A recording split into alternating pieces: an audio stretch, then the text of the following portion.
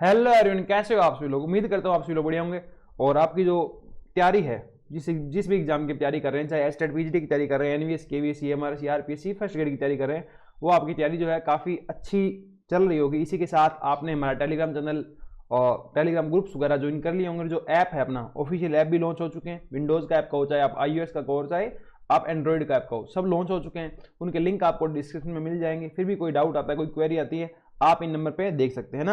अपने जो ऐप है उसके ऊपर कुछ कोर्सेज चल रहे हैं। एक जैसे पीजीटी फिजिक्स प्रैक्टिस बैच है ना, पीजीटी फिजिक्स प्रैक्टिस बैच, वो आपके जो भी पीजीटी एग्जाम की तैयारी कर रहे हो आप, चाहे वो फर्स्ट ग्रेड है, चाहे वो एनवीएस है, चाहे केवीएस है, चाहे एस्टेट पीजीटी फिजिक्स है, उनके लिए वो काफ़ी बेनिफिशियल रहने वाला है। तो आप वो ज्वाइन कर सकते हैं। और इसके अलावा प्रत्येक एग्जाम के लिए एनवीएस केवीएस और अपने पास आरपीसी फर्स्ट ग्रेड और जो एस्टेट पीजीटी फिजिक्स है, इनकी टेस्ट सीरीज भी लॉन्च हो चुकी है। अपने ऐप के ऊपर आप जाकर के चेक कर सकते हैं। ठीक है, तो लास्ट लेक्चर के अंदर हमने डिस्कस किया था विद्युत चुंबकीय तरंगे, इसकी थ्योरी अपने डिस्कस कर ली थी। अब अपने डिस्कस करने जा रहे हैं इसका जो न्यूमेरिकल है इसके। ठीक है, इसका बहुत ज्यादा बड़ा चैप्टर नहीं था ये। ठीक है, थ्योरी थोड़ी सी डिटेल में आपको पढ़ा दी। जैसे बाकी तो क्या पढ़ाते हैं, क्रैश कोर्स के तरीके से पढ़ाए ना, बाकी सारे लेक्चर आपको क्रैश कोर्स के तरीके से पढ़ाए। पर जो ईएम वेव वाला लेक्चर था वो आपको बहुत ज्यादा डिटेल में पढ़ाया। ठीक है, इसके बाद अपने पास आता है विद्युत चुंबकीय तरंगों के न्यूमेरिकल। बहुत ज्यादा टफ न्यूमेरिकल नहीं है, जितने भी न्यूमेरिकल मेरे पास अवेलेबल थे वो मैं यहाँ कलेक्ट करके ले आया है ना। तो देखो और शुरू करते हैं। इसके अंदर अपने पास पहला जो क्वेश्चन है वो देखो अपने पास क्या है। पहला क्वेश्चन है अपने पास, an EM wave is propagating in medium with the velocity v is equal to vi cap. an EM wave is propagating in a medium with velocity v is equal to vi cap. I दिशा के अंदर जा रही है ना EM wave. The instantaneous oscillating electric field of this EM wave is along y. जो electric field है उसके vibration या कह दो आप ओसिलेशन किस एक्सिस पे है, y एक्सिस पे है, प्लस y एक्सिस पे है। Then the direction of oscillating magnetic field of the EM wave will be along. तो जो अपने पास मैग्नेटिक फील्ड है उसके वाइब्रेशन या उसके ओसिलेशन कौन से अक्ष पे होगी, ये अपने पास क्वेश्चन है। ठीक है, देखो ये अपने पास इस तरीके से होता है कि जो E क्रॉस B होता है ना, उससे आपके पास क्या आता है, जो वेव है ना इसकी डायरेक्शन आती है। ठीक है, सिर्फ डायरेक्शन की बात कर रहा हूं मैं। इसको ऐसे ले लो आप, यूनिट ले लो, है ना, यूनिट ले लो। ठीक है, तो इससे क्या आती है, इसकी डायरेक्शन आती है। अब देखो K किस डायरेक्शन में दे दिया आपको, I दिशा में वेव जा रही है, E किस में दे दिया, Y में, मतलब J कैप। तो यहां क्या आना चाहिए, देखो सर्कल बनाया था एक आई, सर्कल किस तरीके से बनाया था, देखो कि अपने पास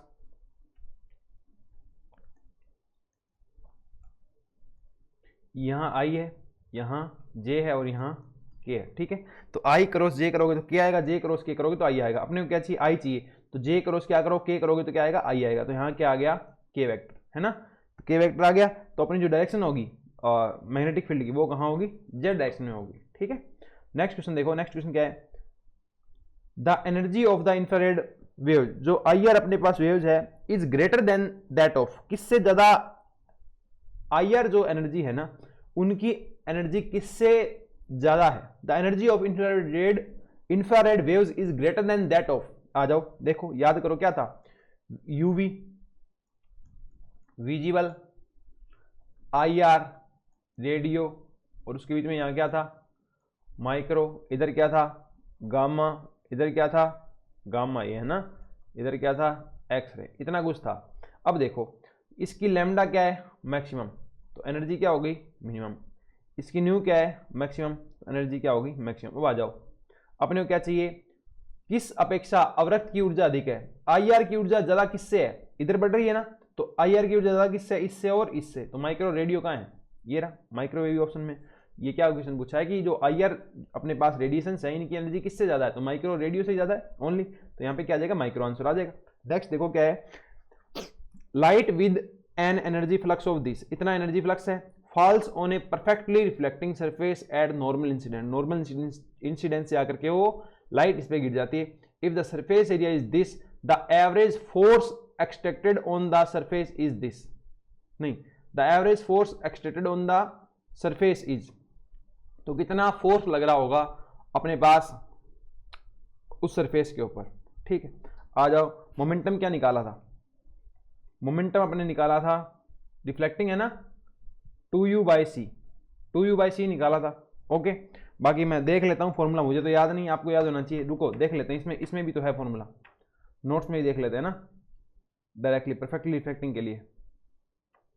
रेडिएशन प्रेशर, प्रेशर से बात बन जाएगी, बन जाएगी। क्या था 2s/c था, क्या था 2s/c, है ना।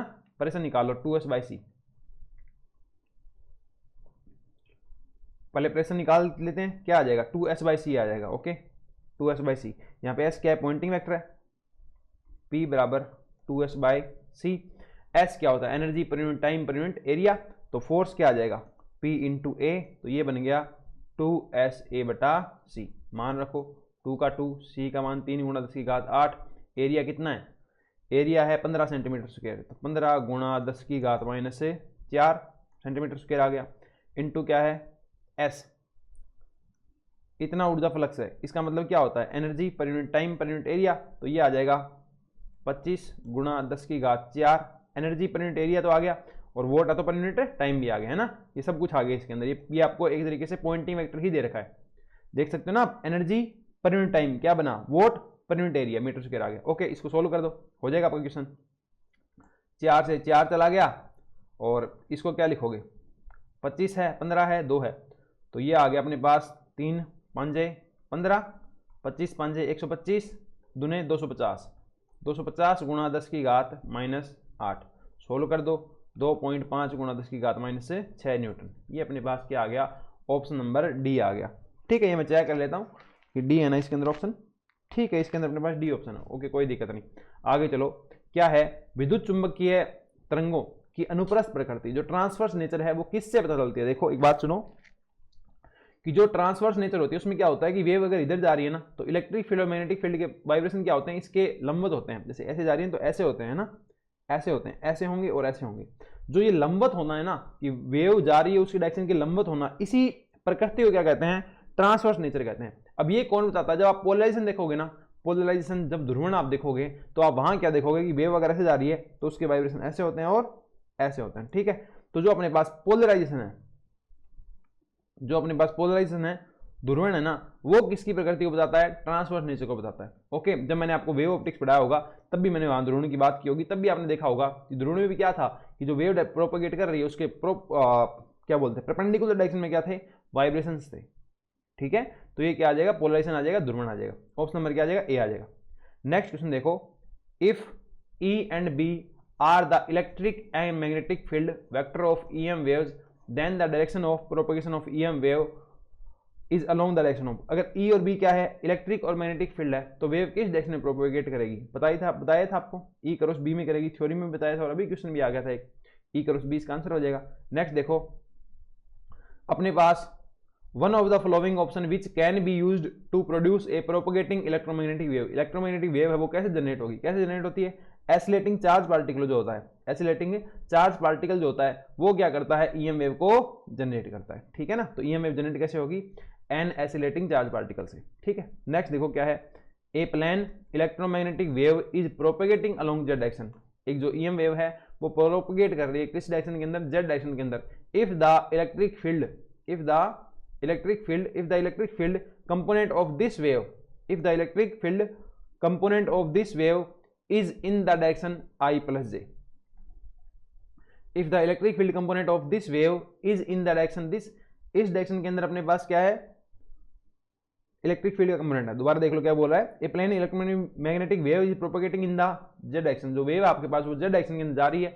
If the electric field component of this wave, जो इलेक्ट्रिक फील्ड का जो कंपोनेंट है इस वेव का किस डायरेक्शन के अंदर है, इस डायरेक्शन के अंदर है, then which of the following is in the direction of magnetic field, तो मैग्नेटिक फील्ड की डायरेक्शन क्या होगी, क्या बोला है। देखो अपने पास आपको पहले ही पता है ई कैसे आता है, के कैसे आता है, ई क्रॉस बी से, वेव की डायरेक्शन, इलेक्ट्रिक फील्ड की डायरेक्शन और मैग्नेटिक फील्ड की डायरेक्शन। तो रखो आप सब कुछ, क्या बोला है, ये जेड डायरेक्शन में वेव जा रही है, मतलब के वेक्टर कहाँ होगा, जेड डायरेक्शन में होगा, के कैप में ही होगा, तो यहाँ क्या आ जाएगा, के कैप, ई का मान क्या है, आई प्लस जे है। अब यहाँ क्या होना चाहिए कि ये अपने पास के आ जाए, देख लो, या तो एक तरीका तो ये इसका, या एक तरीका और बताता हूं आपको। देखो ये क्या था, ये था अपने पास x, ये था y, ये था z, कि E क्रॉस B करोगे ना तब क्या आ जाएगा, के आ जाएगा। ठीक है, B के लिए भी देख लो, y कब आता, x y करोगे तो z आएगा, y z किया तो x आता, तो x y करोगे तो क्या आएगा, z आएगा। तो आप क्या करो, के वेक्टर क्रॉस ई कैप करोगे ना तो आपका क्या आ जाएगा, बी कैप आ जाएगा। करके देख लो। अपने पास एक्स कहाँ है, और जो एक्स मतलब जो के कैप है ना, वेव वेक्टर जो है वो किस दिशा में है, के कैप के अंदर, जेड डायरेक्शन के अंदर है। ई वेक्टर कहाँ है, आई प्लस जे में। कहाँ है, आई प्लस जे में। गुणा करो, क्या होगा, के आई को करोगे तो क्या आएगा, के बाद आई, उसके बाद क्या आता है, के आई जे आता है, क्योंकि जे आई के एक ही बात है। ठीक है, के क्रॉस जे करोगे, जे के तो आई आता, के क्रॉस जे क्या आएगा, माइनस आई। तो ये कितना हो गया, जे माइनस आई। कितना हो गया, जे माइनस आई। ऑप्शन नंबर क्या आ गया, ए आ गया।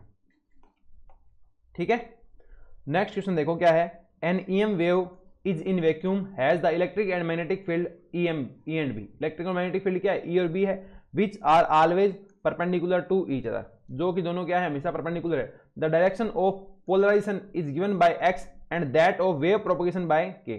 तो वेव प्रोपगेशन है वो तो के से दी जाएगी, और जो पोलराइजेशन है उसकी डायरेक्शन किससे दी जाएगी, एक्स से दी जाएगी। आपको पता है क्या, कि आपको पता है जो पोलराइजेशन होता है, जो पोलराइजेशन होता है वो कौन से सदिश के द्वारा दिखाया जाएगा, वो लाइट वेक्टर या आप कह दो प्रकाश सदिश, जो किसे कहते हैं, इलेक्ट्रिक फील्ड को कहते हैं। क्यों, क्योंकि जो इलेक्ट्रिक फील्ड होता है उसका मैग्नीट्यूड जो है मैग्नेटिक फील्ड से क्या होता है, बहुत ज्यादा होता है। तो जो एक्स वेक्टर होगा है ना, पोलराइजेशन की जो डायरेक्शन होगी वो तो ई वेक्टर की डायरेक्शन में होगी, और जो के होता है वो एज यूजुअल ई क्रॉस बी से दिया जाएगा।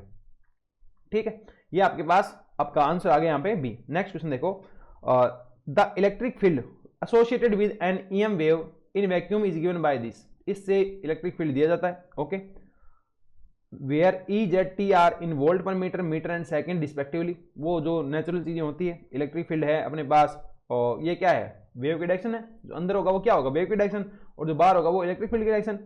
ठीक है, the value of wave vector के कैसे निकलेगा, आ जाओ के निकालते हैं, निकालें के, आ जाओ के निकालते हैं। कैसे निकलेगा के, देखो विद्युत चुंबकीय तरंग है, प्रकाश के वेग से चलेगी। ठीक है ना, निर्वात में प्रकाश के वेग से चलेगी, निर्वात दिया हुआ है, तो सी बराबर क्या होगा, ओमेगा अपॉन के होगा। निकालना क्या है, के, तो के बराबर क्या होगा, ओमेगा अपॉन सी होगा। यहाँ से सी का मान आपको पता ही है, 3 × 10 की घात क्या आएगा, 8 आएगा। ओमेगा का मान देख लो, ये क्या होता है, ओमेगा टी माइनस के एक्स, या फिर कह दो के एक्स माइनस ओमेगा टी होता है। तो ये क्या है बेटा, सब बच्चों ये क्या है, के जेड माइनस का ओमेगा टी है ना। तो ये अपने पास क्या है, ओमेगा है, तो ओमेगा का मान रख दो, 6 × 10 की घात 8, काटो क्या आएगा 2। ये ला आपका आंसर है ना, वेव वेक्टर क्या आ गया, 2 मीटर इनवर्स। नेक्स्ट क्वेश्चन देखो, the electric field of a plane electromagnetic wave varies with time of amplitude this. Electric field अपने पास इस तरीके से वेरी कर रहा है और जेड डायरेक्शन के अंदर मूव कर रहा है। The electric field of a plane electromagnetic wave varies with time of amplitude this. Amplitude this, amplitude this मतलब ई नोट का मान कितना है, 2 वोल्ट पर मीटर। इसको ई नोट बोल दो या ईएम बोल दो, all depends upon representation. Okay, किस डायरेक्शन में, जेड डायरेक्शन में। ये लो के कैप। ठीक, the average energy density of the magnetic field is, average energy density of magnetic field की बात करो या इलेक्ट्रिक फील्ड की बात करो, दोनों बराबर आती है। और आती कितनी है, 1/4 B square, B naught square बटा म्यू नोट, ऐसा ही कुछ आता है ना। मान रखो क्या आएगा, 1/4 गुणा, ये तो म्यू नोट का म्यू नोट है ही, रख दो इसको। ये क्या आ जाएगा, ई बराबर क्या होता है, बी बराबर क्या होता है, ई अपॉन सी। तो ये हो जाएगा 1/4, ऊपर आएगा एप्सिलॉन नोट म्यू नोट, नीचे क्या है म्यू नोट, क्योंकि सी स्क्वायर का मान यही होता है ना, ई नोट स्क्वायर। तो ये आएगा अपने पास 1/4 एप्सिलॉन नोट ई नोट का स्क्वायर। मान रखो 1.4 गुणा 8.85 गुणा 10 की घात -12 गुणा ई नोट स्क्वायर। ये क्या है 2, तो 2 दूने 4, करो सोल्व, 4 से 4 चला गया, आंसर कितना आ गया 8.85 गुणा 10 की घात -12। ओके, अगर ये आपके पास एवरेज इलेक्ट्रिक फील्ड डेंसिटी पूछ लेता, average energy density of electric field पूछ लेता, तब भी ये आता। Average energy density of combined field पूछ लेता, इलेक्ट्रिक और मैग्नेटिक, तब क्या हो जाता है, ये 2 बार जुड़ता, तो यहाँ पे 1/2 बच जाता है ना। तो इसका आंसर क्या आ गया, ऑप्शन नंबर बी आ गया। नेक्स्ट क्वेश्चन देखो, the RMS value of electric field of the light coming from the sun is this. The average total energy density of the electromagnetic wave is. ये आ गया ना आपके पास question, the average total energy density, average भी होनी चाहिए और टोटल भी होनी चाहिए। तो यहां क्या आया था, 1/4 आया था ना, तो ये कितना बचेगा, 1/2 बचेगा, एप्सिलॉन नोट ई नोट का स्क्वायर। ये आप देख लेना जाके, मैंने थ्योरी में करवा रखा है, ठीक है ना, उसे बार बार रिपीट करने की जरूरत है नहीं, आप देख सकते हो जाके। ये रहेगा ई नोट। अब देखो ये आएगा एप्सिलॉन नोट। जो ई नोट होता है ये क्या होता है, आरएमएस वैल्यू का मैक्सिमम मान होता है, और जो मैक्सिमम मान होता है ना उसकी वैल्यू कितनी होती है, √2 गुणा ई आरएमएस। ठीक है, तो ई नोट का मान रखो क्या हो जाएगा, √2 E M R S, square करो तो 2, ये क्या आ जाएगा ई आर एम एस की स्क्वायर, तो ये कर दो सोल्व, ये सही है गया, क्या आया epsilon naught E R M S का स्क्वायर। सॉल्यूशन करो 8.85 गुणा 10 की घात -12 ई आर एम एस का मान, ई आर एम एस का मान लिखो, इधर है ई आर एम एस का मान, ई आर एम एस का मान ये रहा 720, तो करो गुणा 720 गुणा 720 कर देते हैं, आ जाओ, 7 7 कितना होता है 49, 49 से थोड़ा सा आगे जाओगे तो कुछ बड़ा आएगा, है ना, ये क्या है 8.85, तो लगभग निकाल दें आंसर, लगभग से अपना काम चल जाएगा, बिल्कुल चल जाएगा। आ जाओ, इसे कर देते हैं 7, इसे कर देते हैं 7, ये आ गया 10 की घात 4 गुणा में, ठीक है, तो 7 7 49, 50 कर लेते हैं, और 50 और इसको कर देते हैं 9, इनको घटाए ना तो इसको बड़ा कर दो, इसको 10 ही कर दो, आप 10 कर दो और इनको कर दो 50, इसको 10 मान लिया और इसको 7 49 50 मान लिया, ठीक है, ये आ गया 10 की घात -8, तो ये आ गया 5 गुणा 10 की घात -6, 5 गुणा 10 की घात -6, ये लो आपका लगभग आंसर क्या आ गया, ये आ गया ऑप्शन नंबर डी, ठीक है, क्योंकि पावर में अंतर था तो कोई दिक्कत नहीं थी अपने पास। अब देखो क्या बोल रहा है अगला question, if the total electromagnetic energy falling on the surface is U, अगर एनर्जी जो है वो यू है, then the momentum delivered is, तो मोमेंटम कितना डिलीवर हो रहा होगा, कंप्लीट एब्सॉर्प्शन, आपको बिल्कुल अच्छी तरीके से लिखा है कि ये कितना होगा u/c होगा, कितना होगा u/c होगा, कंफर्म भी कर लो, आ जाओ, जो मोमेंटम होता है ना, मोमेंटम का पूछा ना, मोमेंटम क्या होता है, बल गुणा टी, ये क्या होता है fx, t बटा x, ये क्या है कार्य मतलब ऊर्जा बटा c, तो u/c, ओके, ये आपको करवाया भी है ना नोट्स के अंदर। नेक्स्ट क्वेश्चन देखो, in the electromagnetic wave in the free space the root mean square value of electric field is this, EMR's value ये है, EMR's की वैल्यू ये है, ठीक है, the peak value of the magnetic field, देखो आपको निकालना है बी नोट, ये होता है ई नोट बटा सी, जो ई नोट होता है वो होता है √2 गुणा ERMS बटा सी, मान रखो √2 ERMS का मान 6, सी का मान 3 गुणा 10 की घात 8, तो 3 दूने 6, ये कितना आ गया 2√2, 2 गुणा 1.414 गुणा 10 की घात -8, तो ये कितना आ जाएगा 1.4 गुणा 2, ये आ जाएगा 2.8 गुणा 10 की घात -8, है ना, इतना अपने पास क्या आ जाएगा टेस्ला, ये आंसर आ जाएगा, तो ये है क्या कहीं आंसर, ये रहा आपके पास आंसर, तो ऑप्शन नंबर क्या हो जाएगा बी हो जाएगा, ठीक है। लास्ट क्वेश्चन देखो, लास्ट क्वेश्चन है इसका, ये क्वेश्चन क्या कह रहा है, an EM wave from air enters a medium, जो EM वेव है एयर से क्या करती है मीडियम के अंदर इंटर करती है, the electric field are even vector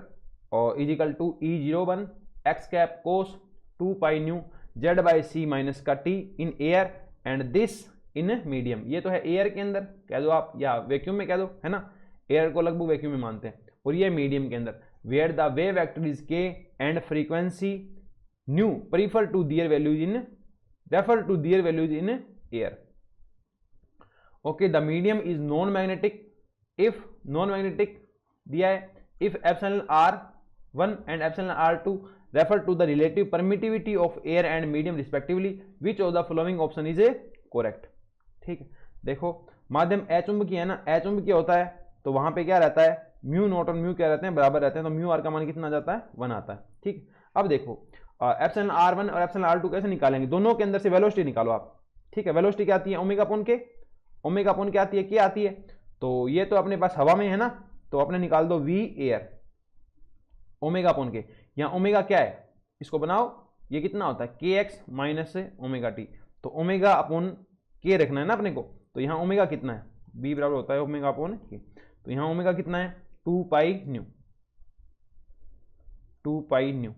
upon के कितना है 2 पाई न्यू अपॉन के, है ना, 2 पाई न्यू अपॉन सी, ये अपने पास 2 पाई न्यू अपॉन सी, ठीक है, ये अपने पास क्या आ गया ओमेगा अपॉन के आ गया, और ये आप अगर v निकालोगे किसके अंदर मीडियम में, सेम ओमेगा अपॉन के, ओमेगा का मान कितना है ओमेगा टी होता है, तो ये आ जाएगा k इंटू सी, क्या आ जाएगा k into C divide by क्या आ जाएगा, ये तो आ गया ओमेगा टी होता है ना, तो ओमेगा आ गया k इंटू सी, के अब क्या आ जाएगा 2k, ओके, सोल्व करो, ये कितना आ गया c/2, और यहाँ ये कितना आ गया c, है ना, तो ये आ गया v air by v medium बराबर आ गया, ये तो c है और ये c/2 है, तो ये कितना आ गया 2 आ गया, ओके। अब देखो जो एयर होता है ना, जो वैक्यूम में वेग था उसको लिखा था अपन ने इतना, ओके, इतना ही हम क्या कर रहे हैं, चलो ठीक है, आपने यहां लिखा था ना, तो एयर बाय मीडियम का लिखो, तो एयर का क्या हो जाएगा, V air by V medium, ये अपने पास दो तो पहले सही है ना। जो एयर अपने पास, इसको आप कैसे लिखते हो, इसको आप लिखते हो 1 बाय रूट ऑफ म्यू 1 या म्यू एयर और एप्सिलॉन एयर, ठीक है। दूसरे क्या लिखोगे 1 अपॉन म्यू एम और एप्सिलॉन एम, और इसे सोल्व कैसे करते हो, ये होता है अपने पास म्यू नोट और म्यू R1, ठीक है। ये आ जाएगा एप्सिलॉन R1 कुछ दिया है क्या, हाँ, एप्सिलॉन नोट गुणा एप्सिलॉन R1, एयर वाले को 1 बोला है, ठीक है। यहाँ क्या आ जाएगा, एयर वाले को 1 बोला है ना, तो मीडियम को तो 2 बोलो, तो मीडियम को तो 2 बोल दो, ठीक है। एयर वाले को 1 बोलो, ये लो 1 R1 epsilon note epsilon R1, ठीक है। तो कैसे आ जाएगा ये, म्यू नोट से म्यू नोट गया, इन दोनों का मान 1 है ना, नॉन मैग्नेटिक है, और ये दोनों कट गए, तो ये आ गया अपने पास एप्सिलॉन R2 बटा एप्सिलॉन R1, स्क्वायर कर दो तो क्या आ जाएगा 4 बराबर एप्सिलॉन R2 बटा एप्सिलॉन R1, तो एप्सिलॉन R2 बटा एप्सिलॉन R1 बराबर आएगा 4, है ना। तो उल्टा करोगे 1/2 देखोगे, 1/2 देखोगे तो आएगा 1/4, ये रहा आपका आंसर, ठीक है। ये क्वेश्चन नंबर कौन सा हो गया आपके पास, लास्ट क्वेश्चन इसका हो गया, इसका आंसर आ गया अपने पास बी, ठीक है। इस तरीके से हमने जो इलेक्ट्रोमैग्नेटिक वेव है इसकी थ्योरी हमने लास्ट लेक्चर में कर ली थी, और इस लेक्चर के अंदर हमने इसका जो अपने पास न्यूमेरिकल्स थे वो भी डिस्कस कर लिए, ठीक है। तो मिलते हैं नेक्स्ट लेक्चर के अंदर, तब तक के लिए thank you, bye bye, take care, bye.